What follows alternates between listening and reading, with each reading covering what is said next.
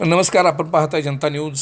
भिलवडी जिल्हा परिषद गटाचे उमेदवार प्रतीक पाटील याचबरोबर पंचायत समितीचे उमेदवार हजराबी सलामते आणि शोभा हजारे यांचा निवडणूक प्रचार शुभारंभ आज भिलवडी येथे मोठ्या गर्दीत आणि उत्साहामध्ये संपन्न झाला.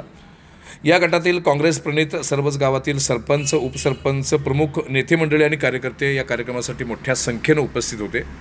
भिलवडीतील हनुमान मंदिरामध्ये हा प्रचार शुभारंभ संपन्न झाला. राज्याचे माजी मंत्री डॉक्टर पतंगरावजी कदम याचबरोबर माजी मुख्यमंत्री वसंतदादा पाटील, लोकनेते बाळासाहेब काका पाटील, आनंदराव भाऊ मोहिते, अरविंद अण्णा पाटील, शिवराम बापू यादव आणि संग्रामदादा पाटील यांना अभिवादन करण्यात आलं.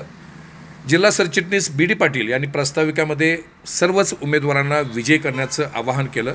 उमेदवारांचा परिचय या निमित्तानं करून देण्यात आला. भिलवडी जिल्हा परिषद गटामध्ये 10 गावे येतात. या 10 गावातील काँग्रेस कार्यकर्त्यांनी या 3ही उमेदवारांना विजयी करण्याची ग्वाही दिली. यावेळी भिलवडीच्या मुख्य रस्त्यावरून पदयात्रा काढण्यात आली. प्रचार कार्यालयाचे या निमित्तानं उद्घाटन करण्यात आलं.